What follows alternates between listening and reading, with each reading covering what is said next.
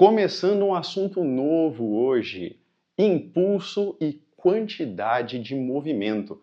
Pessoal, eu vou começar falando aqui dessa grandeza física que é o impulso. E tem três formas de calcular essa grandeza. Nós vamos aprender todas elas agora e vamos ver quando a gente usa qual. Primeiro caso é quando eu tenho uma força constante, uma força que não muda de valor. Quando a força é constante, eu posso dizer então que o impulso da força é essa força vezes o tempo pelo qual ela foi aplicada sobre o objeto. Certo isso? Felipe, o que são essas setinhas aqui em cima do impulso e da força? Esse é o símbolo de vetor. Impulso pode ser representado por um vetor e a força também pode ser representada por vetores. Certo isso? Nessa aula eu não vou dar tanta atenção para essas setas não. Porque no ensino médio elas raramente fazem diferença. Tudo bem? Mas nós vamos ter lá na frente, lá para o final da nossa playlist desse assunto, uma aula em que a gente vai tratar dessas setinhas, desses vetores com todo o cuidado. Mas como é a parte mais difícil e a parte que menos cai por aí, eu vou deixar isso para o final. Agora nós vamos ao que é mais importante no nosso contexto aqui. Certo isso, pessoal? Qual que é a unidade desse tal de impulso? É força vezes tempo. Força é medida em newtons e tempo é medido em segundos. Então a unidade de impulso no sistema internacional é newton vezes segundo. Tem também outra opção, mas daqui a pouco eu vou colocar ela aqui. Segura um pouquinho.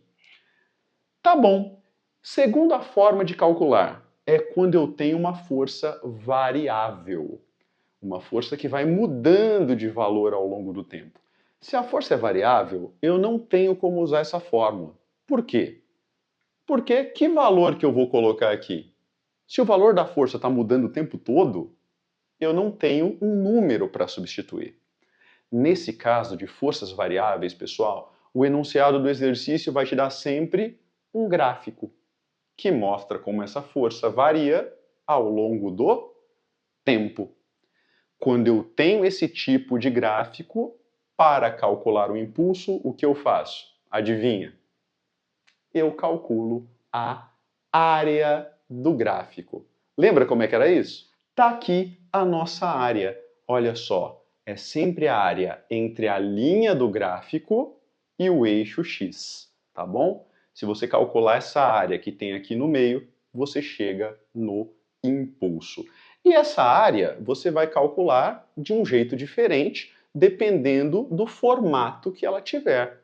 Às vezes ela tem forma de retângulo, às vezes de triângulo, às vezes de trapézio. Então, dependendo da forma ou das formas que ela tiver, você vai calcular de um jeito diferente. Tudo bem? Daqui a pouco nós vamos ver isso num exemplo. Então, vou anotar aqui que nesse caso, o impulso da força é igual a área. Tudo bem?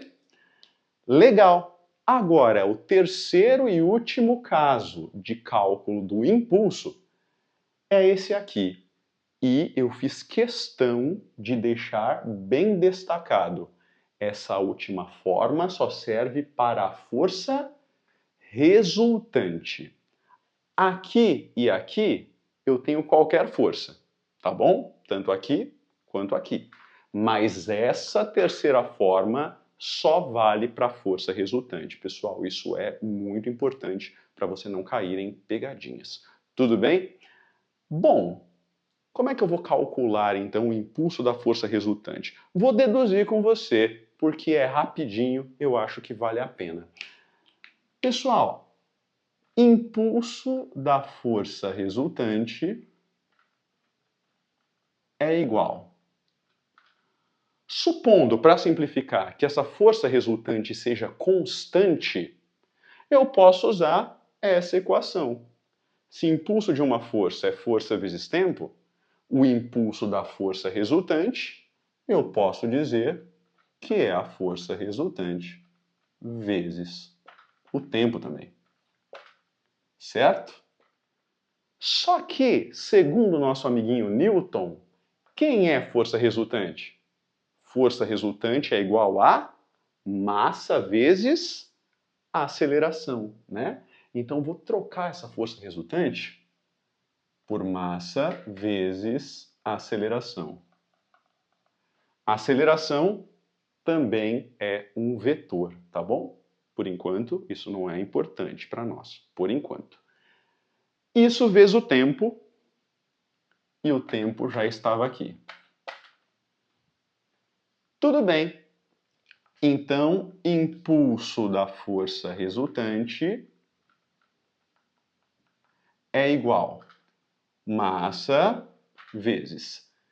Gente, se eu supus que a força resultante é constante, significa que a aceleração também será constante.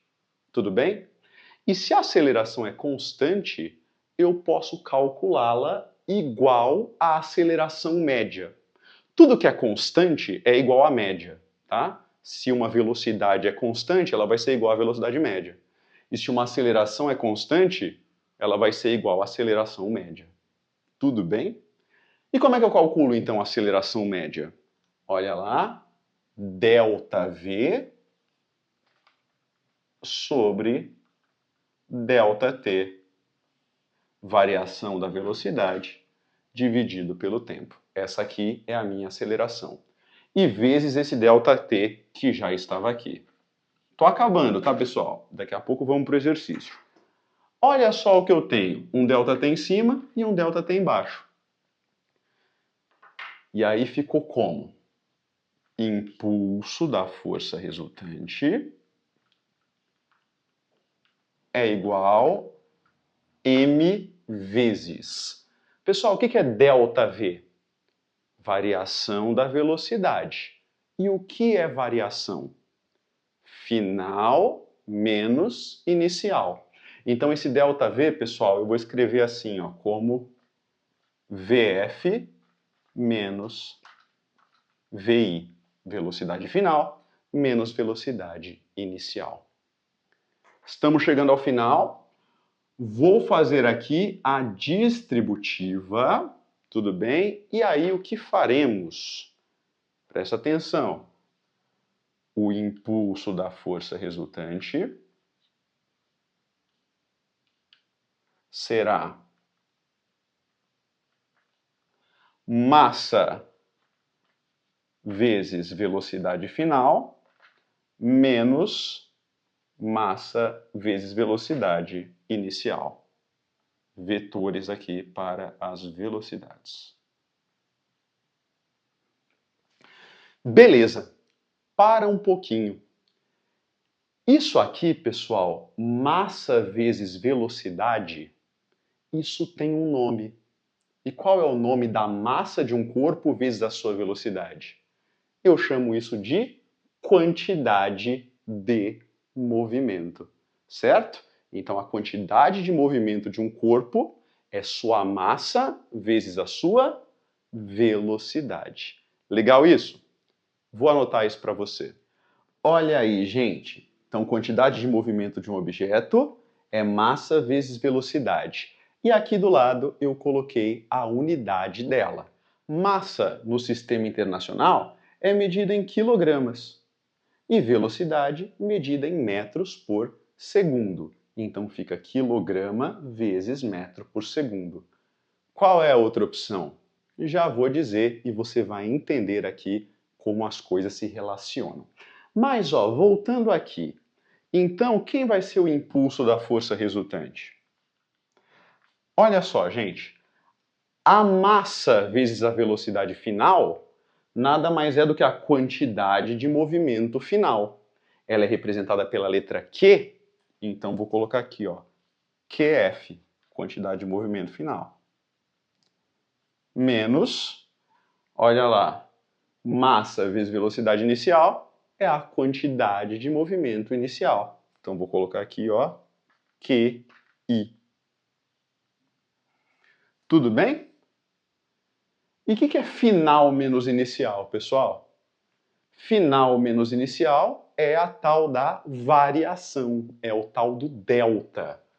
Ou seja, para fechar a nossa parte teórica, eu sei que o impulso da força resultante é igual a variação da quantidade de movimento. Legal, pessoal? Tudo bem? Então, 3 maneiras de calcular: força vezes tempo, área do gráfico ou variação dessa grandeza nova aqui, ó, que é a tal da quantidade de movimento. Tudo bem? Lembrando que essa última maneira não é para qualquer força, é apenas para a força resultante. Então você tem que ficar atento ao enunciado para saber se a força é a força resultante e se você vai, portanto, poder aplicar essa equação. Legal? Agora, a coisa das unidades. Pessoal, se o impulso é a variação da quantidade de movimento, os dois têm que ter a mesma unidade de medida, certo? Então, qual é a conclusão? Se a unidade dos dois é a mesma, esse newton vezes segundo que eu coloquei aqui para o impulso é a mesma coisa que esse quilograma vezes metro por segundo que eu coloquei para a quantidade de movimento. São sinônimos. Você pode escolher o que você quiser. Então vamos completar aqui o nosso quadro. Newton vezes segundo, que é a mesma coisa que quilograma vezes metro por segundo. E aqui o contrário, né? Quilograma vezes metro por segundo, que é a mesma coisa que Newton vezes segundo. Outra unidade possível para a nossa querida quantidade de movimento. Vamos ver como é que isso se aplica num exercício. Olha só. Vamos ao enunciado do nosso problema. Vou explicar com bastante calma para você não se perder. Eu tenho um objeto que se move inicialmente para a direita com velocidade de 25 metros por segundo, certo? E aí começa a atuar sobre ele uma força resultante oposta ao movimento, ó, a força resultante para a esquerda. Se a força resultante está oposta ao movimento, o que acontece? A velocidade diminui, coração. Então a velocidade dele, depois de um tempo, não é mais 25. A velocidade se torna 15. Tudo bem isso? Essa força resultante, ela é variável. Nossa, Felipe, quanta coisa você colocou? Pois é, para poder exemplificar tudo que eu falei no quadro anterior. Vale a pena. E essa força, então, está aqui no gráfico, ela sai do zero, ela sobe, sobe, sobe, sobe até um valor x, que eu não sei quanto vale, depois ela desce, desce, desce, desce, desce e volta a ser zero. Isso tudo em 10 segundos. O que eu quero saber? O valor do x, o valor máximo que essa força tem nesse problema. Tudo bem? Vamos lá? Gente, se é um gráfico, se é uma força variável, eu vou calcular a área. Olha só, vamos pintá-la aqui, ó. É a área entre a linha do gráfico e o eixo x. Olha só. Beleza. Então, impulso de uma força é igual à área. Nesse caso, não é qualquer força, é a força resultante. Pode também? Pode. Serve para qualquer força essa equação, inclusive para a resultante. Tá bom? Que área que é essa? A área de um triângulo. Portanto, base vezes altura sobre 2. Lembra dessa, coração? Vem cá, olha a base do triângulo. Quanto ela vale? 10. A altura eu não sei. É esse x que eu quero descobrir. Então, 10 vezes x sobre 2. Daqui, eu tiro que o impulso da força resultante é igual a 5x. Felipe, como é que eu resolvo isso? Não dá para resolver agora. Guarda e vamos continuar aqui por outro ângulo. Gente, é a força resultante, não é qualquer força. E se a força resultante tem uma equação que eu só posso usar para ela, que é essa aqui, ó. Impulso da força resultante é variação da quantidade de movimento, certo? O pessoal chama isso aqui de teorema do impulso. Beleza. E aí? Quem que é a variação da quantidade de movimento? Toda variação é final menos inicial. Então, QF menos QI. E você sabe que quantidade de movimento é massa vezes velocidade, não é? Então, isso aqui fica sendo impulso da força resultante é igual a mVF menos mVI. Agora eu vou substituir os dados e vou achar a resposta finalmente. Legal, né? Só tem um pequeno detalhe. Lembra que eu falei que eu ia evitar, por enquanto, usar as tais das setinhas? Usar o conceito de vetor aqui no nosso exercício? Beleza, só vou fazer isso mais adiante, lá para as últimas aulas desse conteúdo. Porque tem como a gente se livrar disso por enquanto.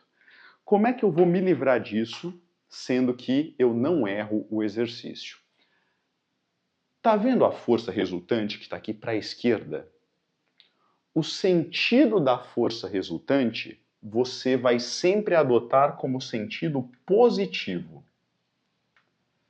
Não é o único jeito de fazer, mas é o mais fácil e eu recomendo fortemente que você me ouça. Então, o sentido positivo é sempre o sentido da força resultante. No caso aqui, ela está para a esquerda. Se para a esquerda nesse problema é o positivo, significa, pessoal, que essas duas velocidades elas vão para a conta com o sinal de menos, tá? Porque as duas estão para a direita, opostas à força resultante. Eu fiz de propósito para você ver esse caso, tá bom? Então as duas vão com sinal de menos. Pô, Felipe, mas não dá para botar o positivo pro lado de cá, aí as duas ficam com sinal de mais? Não, coração. Vai dar diferença no resultado. Você pode testar se você quiser. Se você quiser acertar, coloca o positivo no sentido da força. Beleza? Então, como é que fica considerando tudo isso que eu falei? O impulso da força resultante é 5x. Acabei de achar aqui em cima. Isso é massa. Quem que é a massa? Está aqui, ó. Massa é 2 vezes a velocidade final.